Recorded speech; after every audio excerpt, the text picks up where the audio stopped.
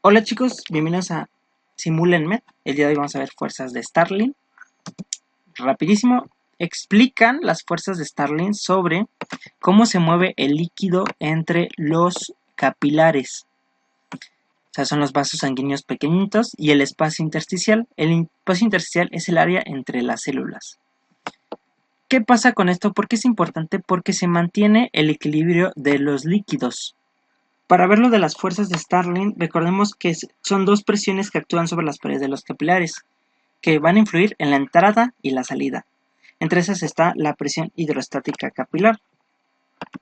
Si bien la presión hidrostática capilar es aquella presión que ejerce la sangre dentro de los capilares y va a impulsar el líquido hacia afuera. ¿Hacia afuera dónde? Hacia el espacio intersticial.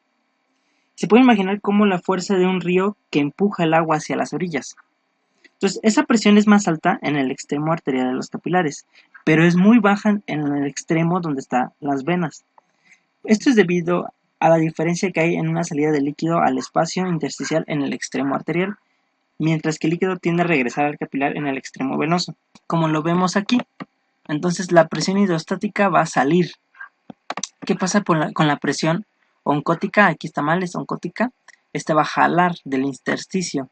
Entonces, la presión que se genera en la presión oncótica o bien presión osmótica coloidal es la presión generada por las proteínas, como la albúmina. Estas atraen el agua hacia el interior de los vasos. Ayuda a retener el líquido en los capilares. Entonces, estas dos fuerzas, o bueno, presiones, se oponen y se equilibran. Sin este balance, el líquido podría acumularse en exceso en los líquidos, o por el contrario, los capilares podrían quedar desprovistos de líquido. Veamos una gráfica de las fuerzas de Starling. Tenemos dos tipos de procesos o movimientos, la filtración y la reabsorción. La filtración es todo lo que va a fluir afuera del capilar y la reabsorción es el que va a fluir dentro del capilar. Tenemos una presión, la presión hidrostática, que es la que empuja afuera del vaso y por eso se ve aquí que va disminuyéndose. Por ejemplo, la osmótica, cuando ocurre la filtración, está muy arriba y cuando está la reabsorción está muy abajo y poco a poco mientras vas fluyendo más va cambiando la presión osmótica. Entonces tenemos afuera del vaso es intersticio y adentro del vaso es la arteriola. Bueno, en esta parte, en este extremo, y la venosa es en este extremo. El fluido neto, o sea, la suma de todos los flujos, va a ser con esta ecuación. Ahorita vamos a ver qué significa esta ecuación. Muy bien, entonces aquí está la ecuación. La ecuación de Starling dice que el flujo neto de líquido, que es este JV, va a ser la suma de todas las presiones. Entonces tenemos una presión que va dentro, que va a ser que empuja el líquido y una presión que jala el líquido. Entonces, primero lo multiplicamos con el coeficiente de filtración capilar, o sea, el coeficiente de permeabilidad. Esto es porque vemos, si fuera otro material que no fuera un vaso sanguíneo, entonces tendríamos que multiplicarlo, pero es una constante. Entonces, la presión hidrostática es la PC y la PI es la presión hidrostática intersticial. Tenemos la presión afuera del vaso y la presión dentro del vaso, pero es una presión del agua que empuja y la intersticio una presión que empuja. Sumamos esta, como esta es negativa, entonces es resta. Luego está el coeficiente de reflexión que mide la permeabilidad del capilar a proteínas. Entonces, dentro del vaso vamos a tener proteínas que jalan agua.